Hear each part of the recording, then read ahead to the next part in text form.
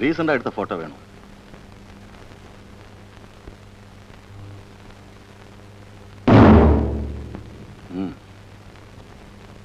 Thank you sir.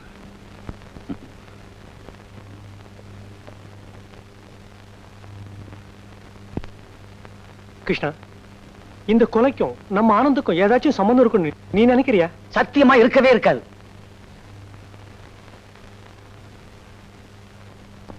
அப்படியே இருந்தாலும் நீங்க காப்பாற்ற முடியாதா?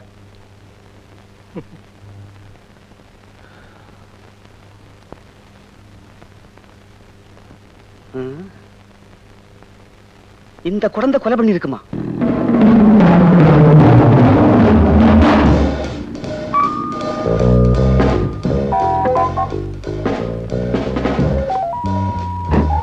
Hi dad. எங்க சினிமாவுக்கா? சும்மா அப்படியே ஒரு சுத்து. சாப்பிட்டியா? இன்னும் இல்ல. போய் சாப்பிடு. Okay dot. ஹாய் கிருஷ்ணா.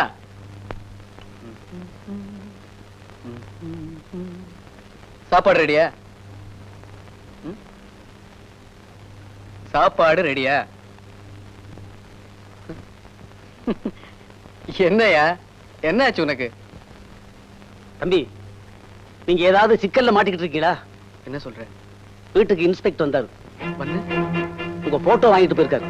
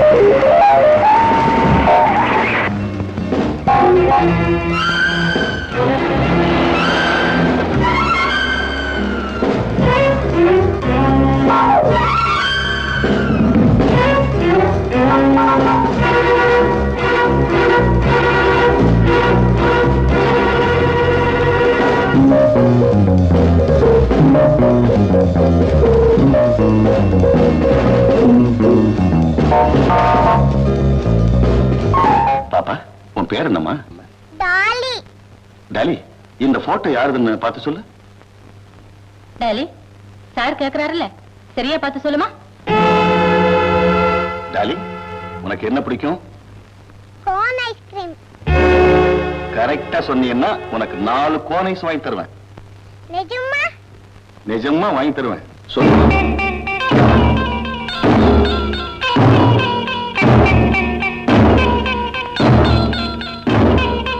சத்தியமா இந்த ஆளை பார்த்ததே கிடையாது. குழந்தை போய் சொல்லாதுன்னு சொல்லுவாங்க. ஆனா இந்த குழந்தை போய் சொல்லுது. இந்த குழந்தையால ஆபத்து வந்தா அது அப்புறம் பார்த்துக்கலாம். இப்ப நம்மளை காட்டி கொடுக்க கூடியது அந்த பிரஸ்லெட் ஒண்ணுதான். எஸ், அதை எப்படியாவது எடுத்துக்கணும்.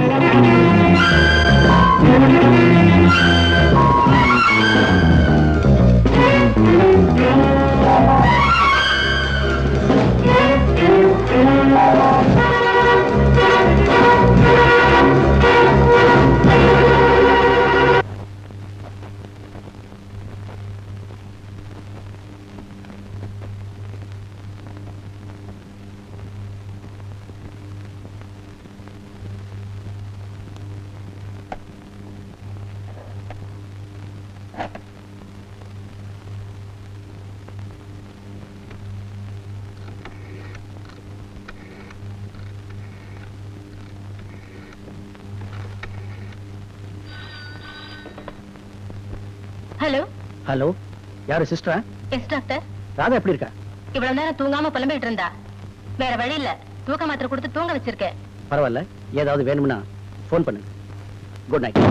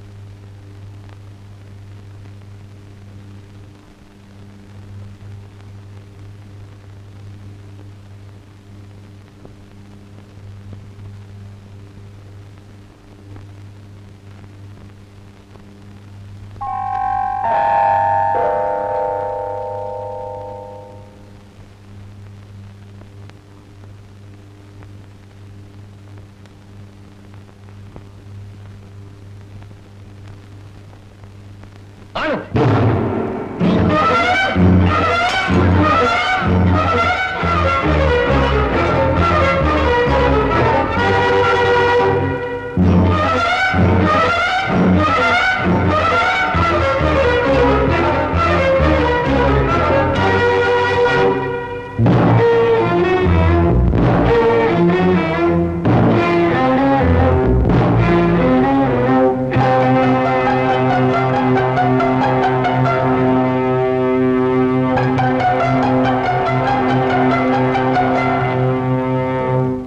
நீங்க அனுப்புன பேஷண்ட்டுக்கு இப்படி நடந்திருக்க வேண்டாம். நான் அதை பத்தி எல்லாம் கூட கவலைப்படல. ஆஸ்பத்திரியில வந்து திருடுறாங்களே நினைக்கும் போதுதான் ரொம்ப வேதனையா இருக்கு. ஆமா, அப்படி ஹாஸ்பிட்டல்ல திருடுற அளவுக்கு என்ன இருக்கு? பேஷண்ட்ஸோட வாட்ச், செயின், மோதிரம் இதெல்லாம் நாங்க வாங்கி வச்சிருவோம்.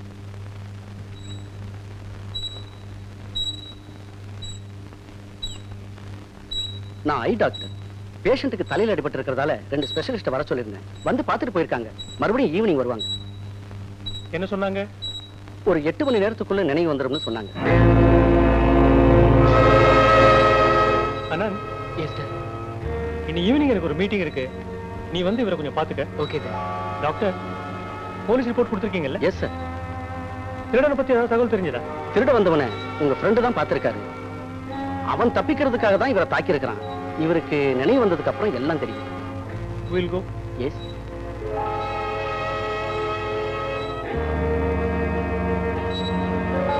டாக்டர், ராதாவோட துணி எல்லாம் பேக் பண்ணிருக்க. ராதாவை இன்னைக்கு வீட்டுக்கு அழைச்சிட்டு போலாம். இருங்க, வந்து பேசுறேன்.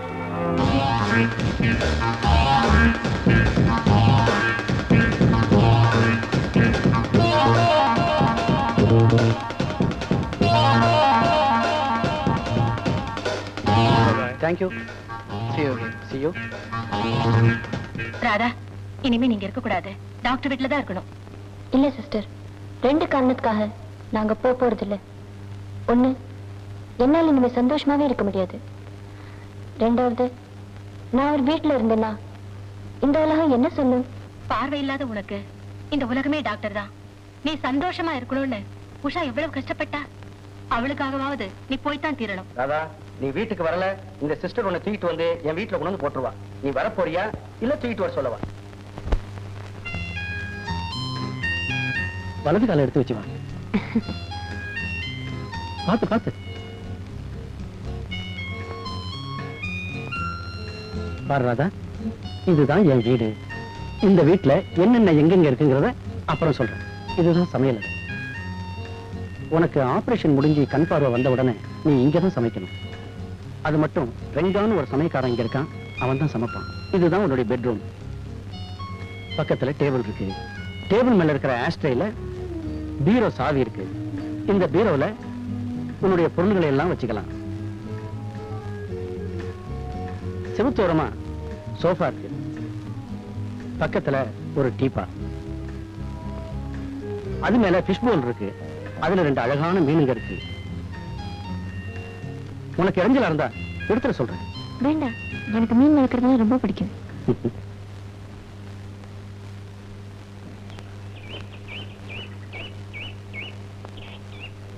ராதா, இனிமே உனக்கு நான் தான், எனக்கு நீதான்.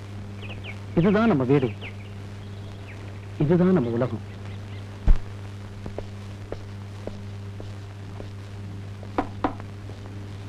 One minute. இவரை உனக்கு தெரியுமா? ஆனந்த் தெரியுமே, இவர் ரெகுலர் கஸ்டமர். உஷா இறந்த செய்தியை நீதான் போன் பண்ணி சொன்னியா? ஆமா, நான் தான் போன் பண்ணி சொன்னேன். ஏன் சொன்ன? அவர் ரெகுலர் கஸ்டமர், அதனால போன் பண்ணி சொன்னேன். உஷா சாகல, அவ கொலை செய்யப்பட்டா. டாக்டர் கிட்டையும் வக்கீல் கிட்டையும் பொய் சொல்லக்கூடாது. டாக்டர் கிட்ட பொய் சொன்னா மருந்தை மாத்தி கொடுத்துருவாரு. வக்கீல் கிட்ட பொய் சொன்னா கேஸ மாத்தி வாதாடிடுவாரு. போலீஸும் அப்படித்தான், நல்லா யோசிச்சு சொல்லு. ஆமா, நான் தான் போன் பண்ணி சொன்னேன். என்ன நடந்தது?